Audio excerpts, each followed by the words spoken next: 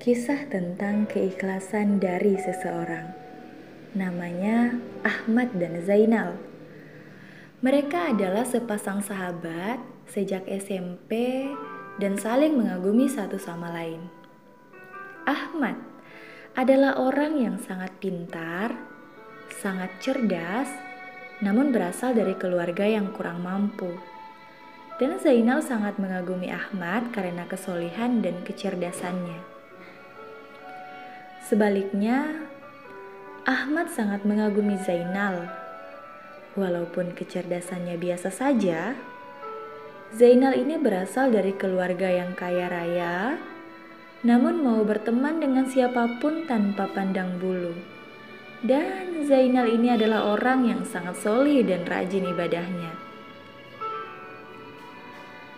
Maka tahun pun berjalan. Tak terasa, Zainal kini sudah menjadi seorang direktur perusahaan.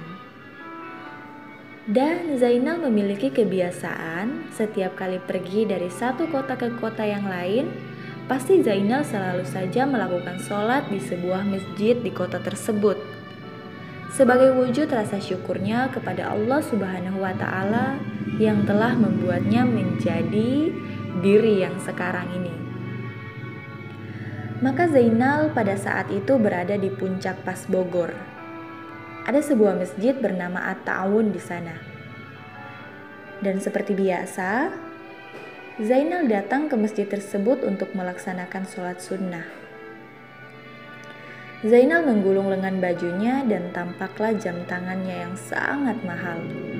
Menggulung bagian celananya dan bersiap-siap untuk berwudu.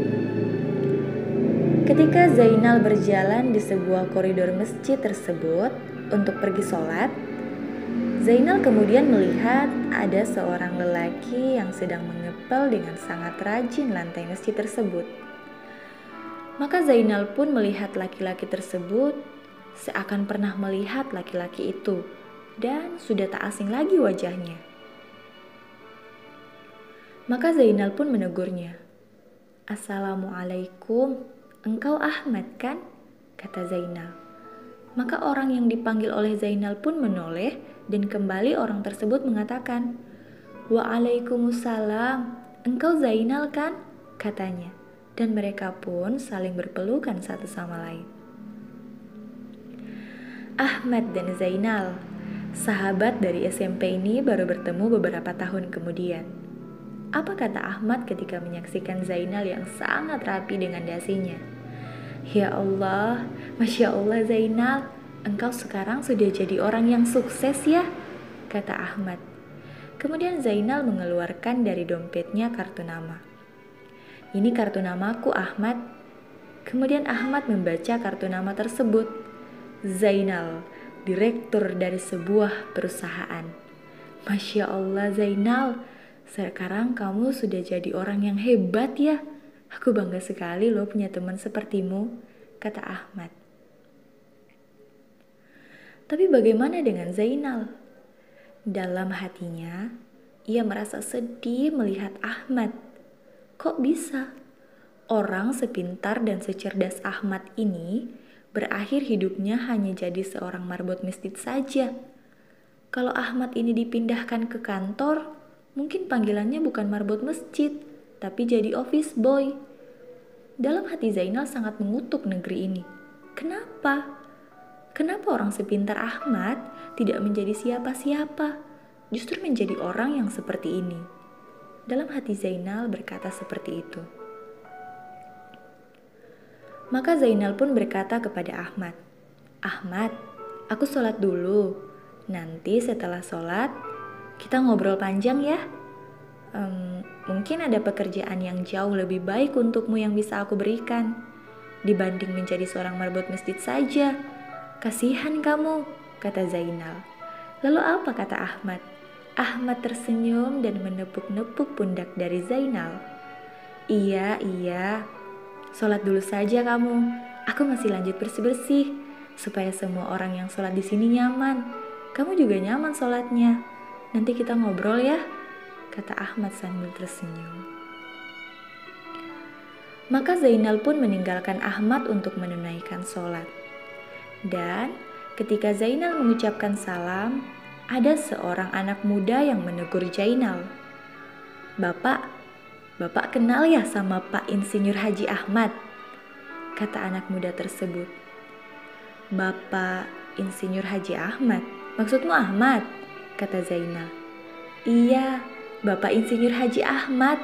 Kenal ya, Pak?" "Oh, Ahmad sih teman saya waktu SMP." "Wah, Masya Allah ya, Pak. Dia itu, Pak Insinyur Haji Ahmad itu luar biasa." "Kok dipanggil Haji? Memangnya sudah pergi haji?" kata Zainal. "Oh, udahlah haji, Pak. Lama banget udah haji. Bahkan sebelum membangun masjid ini, sebelum punya masjid ini." Kemudian Zainal tertegun. Sudah lama pergi haji dan membangun masjid ini. Zainal mengernyitkan dahinya. "Maksudmu?" Anak muda itu kembali bercerita. Bapak Insinyur Haji Ahmad itu luar biasa tawadu loh, Pak. Beliau itu, Pak, Bapak lihat itu di depan banyak sekali hotel-hotel bagus. Itu punya Pak Insinyur Haji Ahmad, Pak.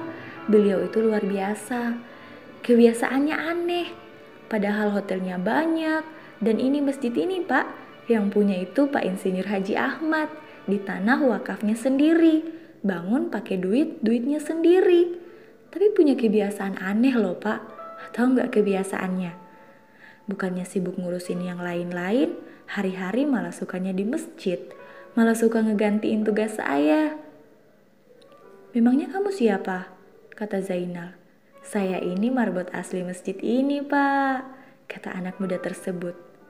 "Bapak Ahmad tuh aneh, karena sukanya gantiin tugas saya, sukanya bersih-bersihin masjid, sukanya ngepel-ngepel masjid, dan nyuruh saya malah banyak ngaji, nyuruh saya banyak azan saja, karena katanya suara saya bagus, Pak," kata anak muda tersebut. Maka tercekatlah Zainal ini.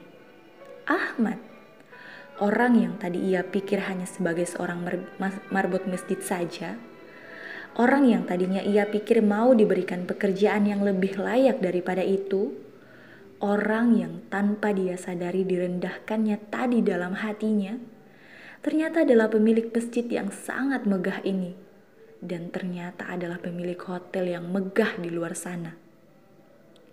Namun apa yang dilakukan oleh Ahmad? Ahmad tidak pernah menjelaskan, "Ini loh posisi saya, ini loh saya yang sebenarnya, ini loh saya yang punya masjid ini." Tidak. Maka Zainal merasa tertampar-tampar saking malunya. Lihat, kisah sederhana ini luar biasa, bukan? Seringkali dalam kehidupan kita, apa yang terjadi pada kita ketika teman-teman kita melihat kita mungkin sedang melakukan bersih-bersih dalam sebuah masjid dan merendahkan kita? Mungkin kita akan segera mengatakan, "Tidak, posisi saya bukan ini. Saya ini sebenarnya punya jabatan seperti ini." Tapi tidak dengan Ahmad. Ahmad menyembunyikan kebaikan-kebaikannya. Ahmad menyembunyikan kehebatannya. Tapi justru Allah yang membuka kehebatan dirinya. Kita bukan Ahmad dan Ahmad bukan kita. Tapi kita bisa belajar dari sosok Ahmad, bagaimana terjaga keikhlasannya. Karena tidak sibuk dengan penilaian manusia, Ahmad tidak pernah risih dengan penilaian manusia, tidak pernah terusik dengan penilaian manusia. Ia tetap tenang melakukan kebaikan demi kebaikan, apapun anggapan dari manusia. Mudah-mudahan kisah ini memberi tamparan yang luar biasa untuk kita menjadi hamba-hamba Allah yang terjaga keikhlasannya. Dan Allah akan memberimu hadiah. Apa itu? Tanpa kau memberitahu, orang-orang pun sudah tahu kalau engkau memang orang-orang yang hebat, bahwa engkau adalah orang-orang yang terjaga keikhlasannya.